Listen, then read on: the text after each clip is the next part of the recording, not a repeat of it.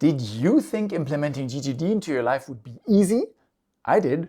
And then I spent 5 years learning how this really works and eventually boosted my work output and my reputation beyond recognition, and with those also my salary. But my gosh, was it such a grind. I really wish I could have learned this faster and I could have gotten quicker results. So to help you master this golden system 10 times easier, here are 20 things I wish I'd learned a lot sooner. Lesson number 1. When I started my first job, I would always try and remember tasks that I was given. When I pick up my work the next day, I'd remember the main task, but not the side quests that people had given to me. So over time, people would perceive me as not reliable, since I didn't do what I had promised. I then formed the habit of writing tasks down. It took me quite some time to find a good way of doing this, but eventually I figured it out. And now people trust me with anything. I regularly get feedbacks like, if I really want something done, I'll try and convince Max to do it. Lesson number 1 is that keeping everything out of your mind is the single most powerful lever that GTD gives you. Don't make your brain remember, that's not what it's designed to do. Lesson number 2. You know the situation. At university, everybody has it. Constant bad conscience. I should really study now. While you're watching a movie, while you're planning to meet your friends, pretty much all the time. Many years later, I've now learned GTD and I'm consistently applying it in my life. And now I don't have this guilty feeling anymore. When I'm watching a movie, then I'm watching a movie. And that's all right. I get to enjoy the moment. Lesson number 2 is that GTD is about peace of mind. It's okay to not do your tasks as long as you know what you're supposed to do. If I know what I'm not doing, then I'm able to judge if it's okay to not work on my tasks right now. And this gives me the possibility to enjoy every moment without a bad conscience. Lesson number 3. I'm sure you know this one too. You have a to-do list with 20 items. 12 of them are fairly easy. Them you complete. But for the rest, I'd always find other things to do instead. I procrastinated them so hard, it felt like they stayed on that list forever. And then I learned the simple trick of breaking tasks down into manageable chunks and to put these on my to-do list instead. Don't get me wrong, I still procrastinate, like everybody does, even the most productive gurus in the world. But now I procrastinate way more selectively and productively. Lesson number 3 is that GTD won't get rid of your procrastination. So don't expect the impossible, but it will make it way more manageable. Lesson number 4. Especially when you're young, you often learn stuff because other people want you to. Remember synthetic division or the quadratic formula? It took me until I was 30 that I finally realized that I don't need to learn anything for anybody else but myself anymore. I will learn what I really want to learn. This means that now, when I learn something, it actually sticks. Lesson number 4 is that GTD is for you, not for others. Don't do this because somebody expects you to, but only because you really want to. Otherwise, this will be so much harder and questionable if you ever make it to the big results. Lesson number 5. In school, I didn't have to study much. Good grades just came to me. In university, that was different. So my grades sucked in the beginning. Because this wasn't an option, I needed to learn how to study. So I started going to the library instead of studying at home. I smuggled cookies into there too. Then I started sitting in the newspaper section of the library, since it would motivate me to read the paper from time to time. I also allowed myself to go to the cafeteria with friends regularly. The result was that I actually studied and therefore learned how to study. And after some time, my grades reflected that too. So lesson number 5 is that you need to motivate yourself in the beginning. Do whatever it takes to keep yourself going until you build your habits and see real results. Lesson number 6. I used to have 80 folders in my Outlook. I'd sort any incoming mail into these folders. Very satisfying, at least as long as I kept going, which got really annoying quickly. I then switched to tags. Same problem though. Again, I had too many of them and I got tired of deciding which tags to give. So I made the radical decision to have only one folder. And that has worked ever since. Lesson number 6 is to not overcomplicate your system. It's designed to help, and it won't if it's too complicated. Lesson number 7.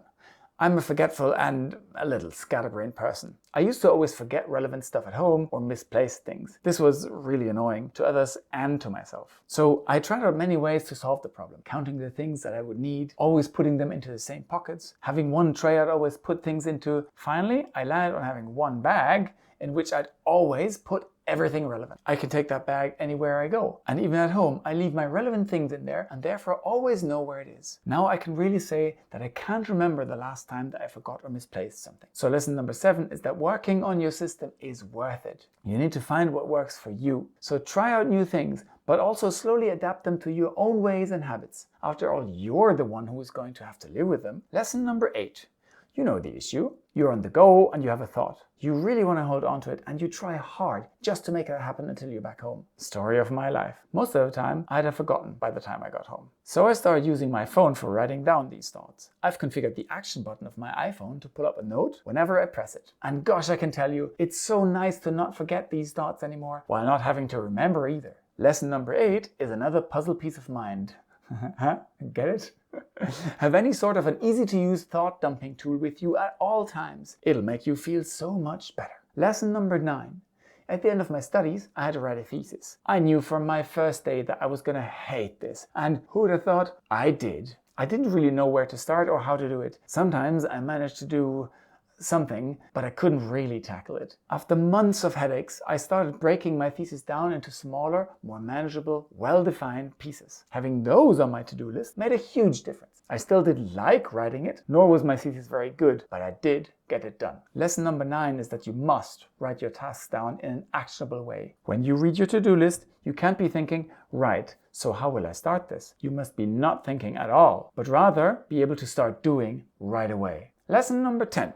We've all been there, coming back after a family vacation, and there are 300 unread emails.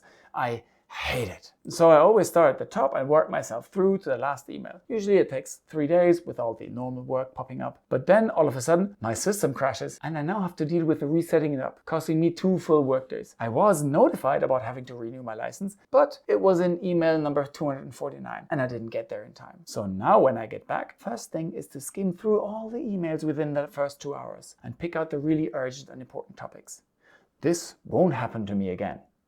Lesson number 10 is to not clutter your to-do list. Only put tasks onto it that you are planning to act on immediately. You should totally also write down the things that you want to do someday when you have the time for them. Put them onto a separate list. You need to know what the tasks are that need your immediate attention. Lesson number 11.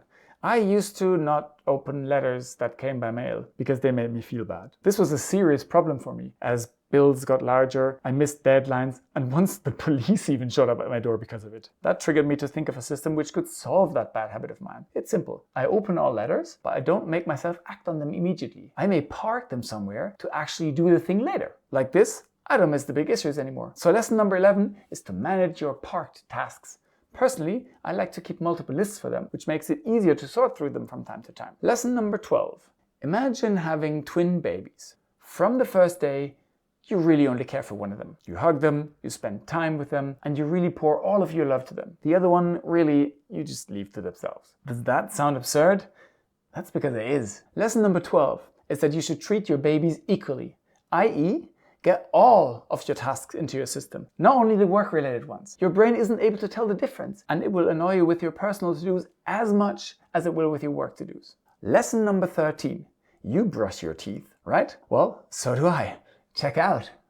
It's a habit. Every evening before I go to bed, I do it. If I miss it one evening, nothing happens. But beware of breaking the habit. It will be painful, it will cost a lot of money, and it will look awful. Everybody knows this. And that's why everybody brushes their teeth. Lesson number 13 is that even your GTD system needs its teeth brushed. Once a week, take some time to go through everything related to your system, otherwise it too will be painful and cost you money. Lesson number 14.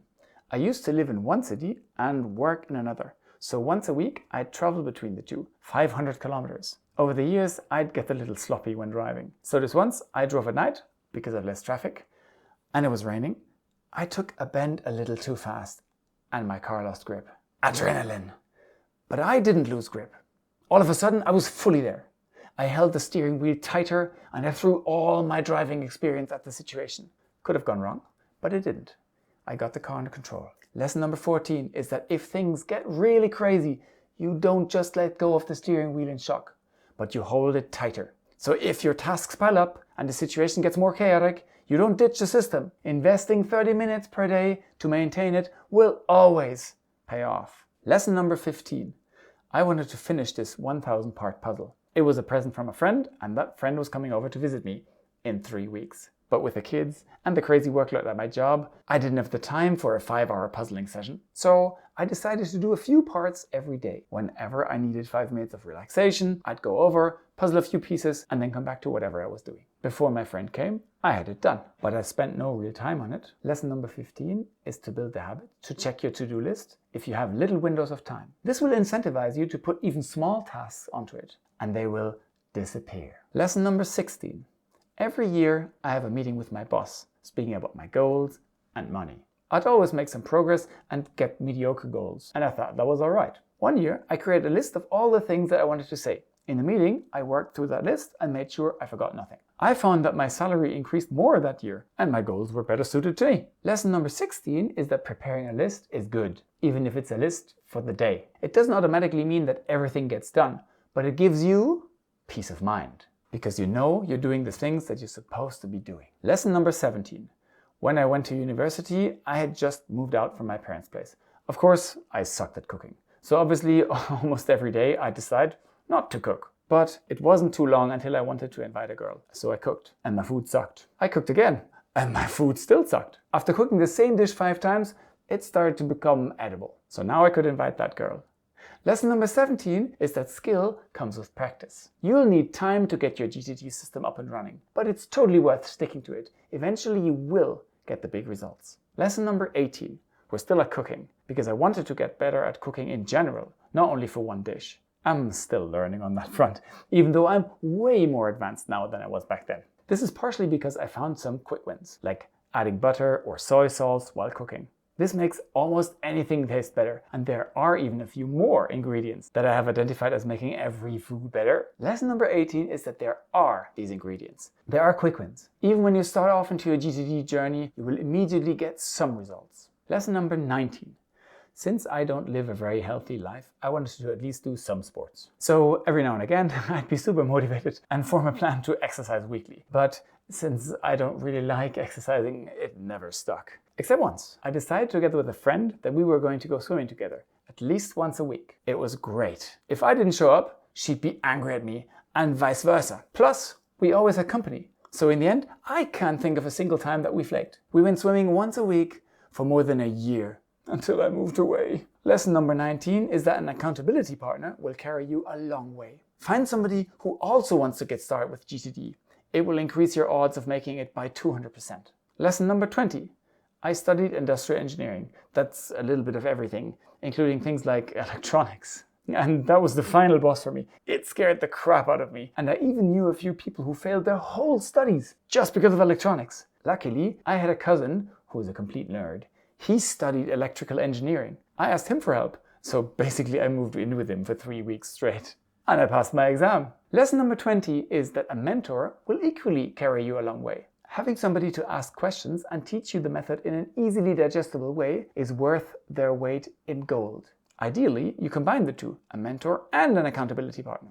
Now, although all these lessons that I've just taught you are incredibly powerful, you still need to pick up your motivation and slam yourself to actually get them done. Watch this video next. It will inspire you to start your journey and feel like Neo.